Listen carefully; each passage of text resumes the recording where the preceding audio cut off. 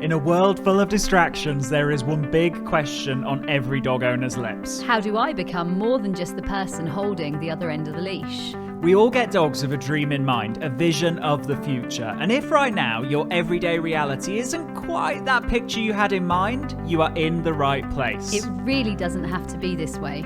You absolutely can and will be more to your dog than just the person who gets in between them and the world. The key is you need to be more sexy. More sexy than the neighbourhood cat. More sexy than the jogger in the park. More sexy than that half-eaten hamburger they just found on the floor. And yes, even more sexy than the dog across the road. I'm Tom. And I'm Lauren. Together we're Absolute Dogs. And you're listening to the Sexier Than a Squirrel podcast.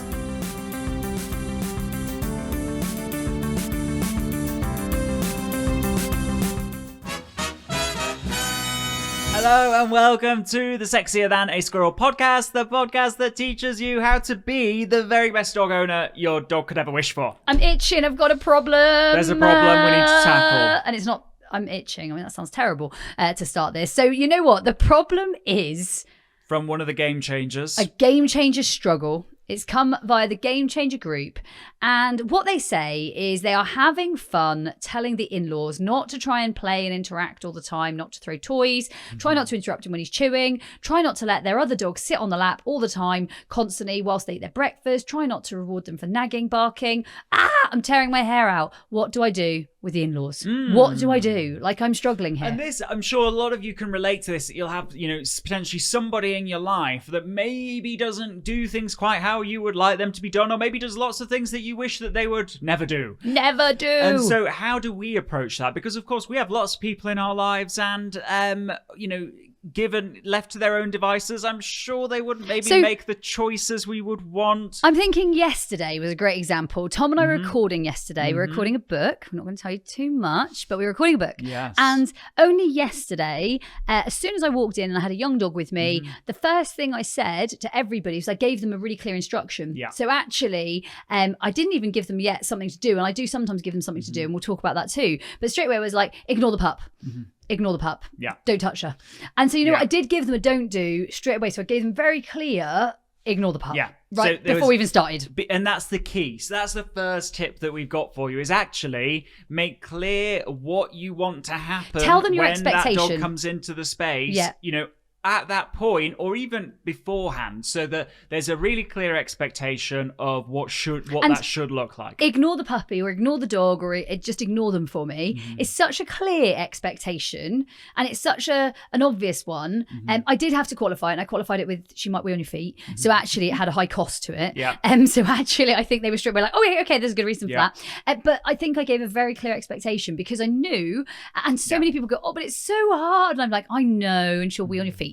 So just really clear expectations straight away. Yeah, absolutely. Then the second tip that we've got for you is you listed a lot of the things that you don't want, and that, all your list sounds very accurate and great. And so what we'd be thinking about is, what do you want? What could you get them to do with your dog or in that environment that actually would nullify all of those things? So maybe it might, I don't know, for example, be when you spot her being calm and lying down, I'm going to give you a bit of food and you can give a bit of food to her. It could be, like with a young dog we were talking about yesterday, it could be maybe just drop a piece of food out of your hand, like drip feeding. Yeah. But don't actually make a big deal of it. So I'd be saying, right, just drop food, just casually. You've got 5 pieces here. You can throw them or you can drop them next to you. And that would be amazing. Like that would help me out loads. Yeah, absolutely. So thinking about a what do I want, and there might be many what do you wants, and that's totally fine. But people are way more receptive to being given a job. If you give them a job, then they'll probably do it very diligently. If you tell them all the things that they shouldn't do, then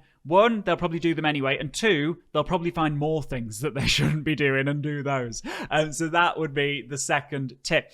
Third tip that we've got for you. This one is, it's really important, especially when you're potentially getting people visiting your house, coming into the environment that your dog is in. And that is anchor people. So actually get them to sit down somewhere. And this is one of my them a cup of tea. Favorite things to do. It's like, take a seat there. I'll just go and grab you a glass of water. Or take a seat there. We're in the UK, so it's not always water weather. Take a seat there. I'll get you a cup of coffee or a cup of tea. And when you do that, you've given them an instruction. Yeah. They wouldn't not sit there because Yeah. you told them, sit there. Yeah, absolutely. Next tip is often people will want to help and they'll say something like, oh, I'll take them out to the toilet. Or, oh, I'll, whip them around the block on lead. Or, oh, I'll do that, Or, I love dogs, let me do it. Yeah. Like, I love dogs. I really love dogs. Yeah, and you've got to be quick to actually be very, very grateful and say, but it's okay, I'm going to do it because X, Y, Z, right? And I think the temptation is to be like, oh, I feel bad saying no to someone who's offering help. It's be ready in appreciation and at the same time be able to say no, isn't it? Like, you've got to be able to say no. Yeah, absolutely. And so that might be, for example, oh, it's fine, I will take them out to the toilet because they can get very easily distracted and then the next thing she'll toilet on the carpet. So I will take her out, but thank you so much.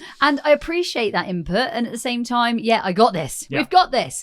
Okay, next one for me, and I think this is something that when I've got a dog around a new person, is try and get them into a conversation that actually I'm engaging them. Yeah. So I'll actively try and engage the person in some way.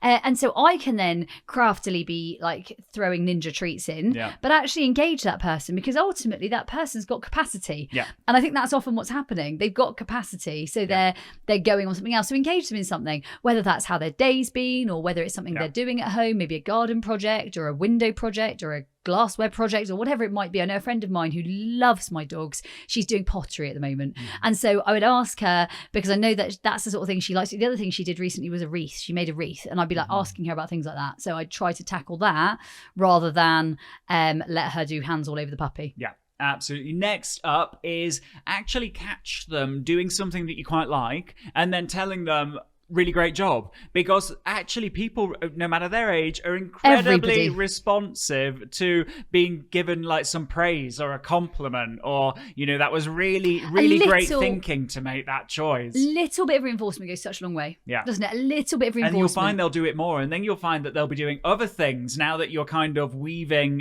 your approach into them. They'll start to figure things out. And I think this is really important to acknowledge that catch them doing something right and it will happen more and more. Yeah.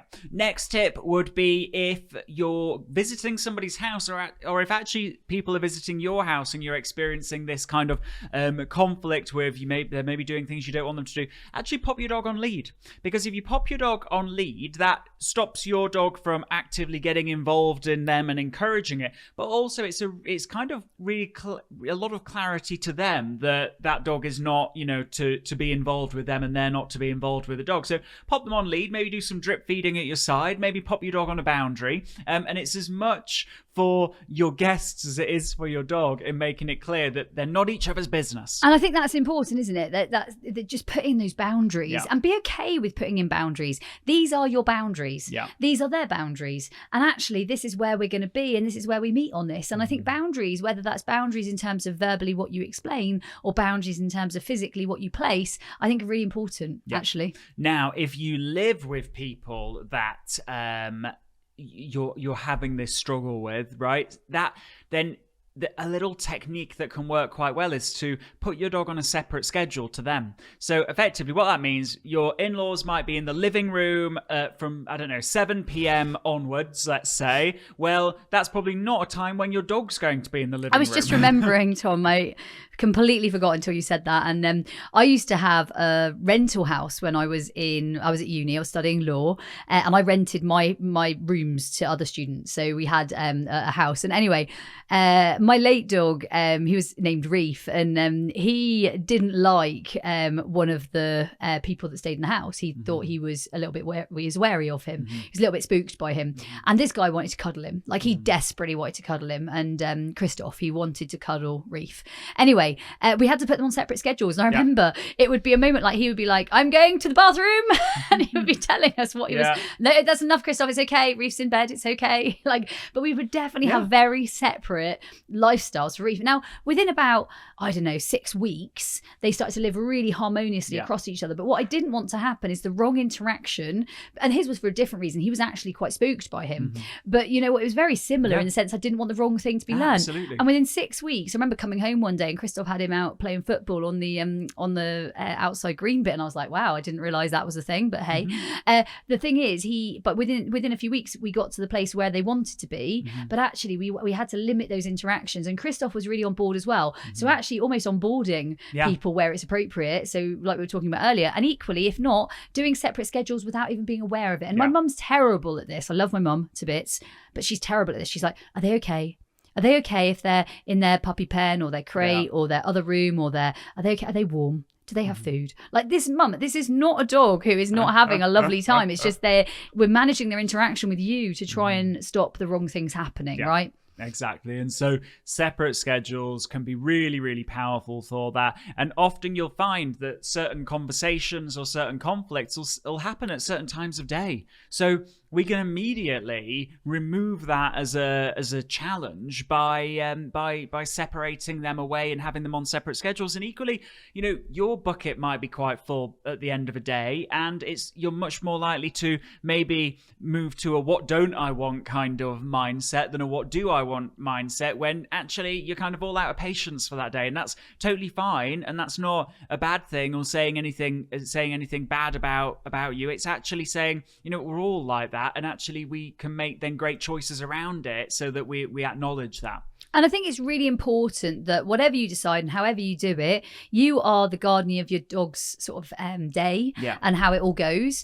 And for me, when I'm making those decisions, like the decision I made yesterday, which is don't put your hands on her, I know that she's actually a little bit wary and I know that she's actually a little bit aware, and rightly so. This is new stuff for her. It's new learning. And so rather than put her in a position of conflict or excitement or arousal or any of the things I don't want to put her in, I can make the best decisions for her. And ultimately, that is your responsibility as an owner of your dog. That is absolutely your responsibility. You get to do that, you right? Get to do it. And cool I love the fact that I take charge of the learning and I take charge of the direction it's going, and I therefore know that it's going to go right because of the way I'm shaping it. So for me, this is win-win. So I really hope that we've answered a lot of that household conflict, really, because ultimately it does create confusion and sometimes conflict. I hope we've answered lots of that for you.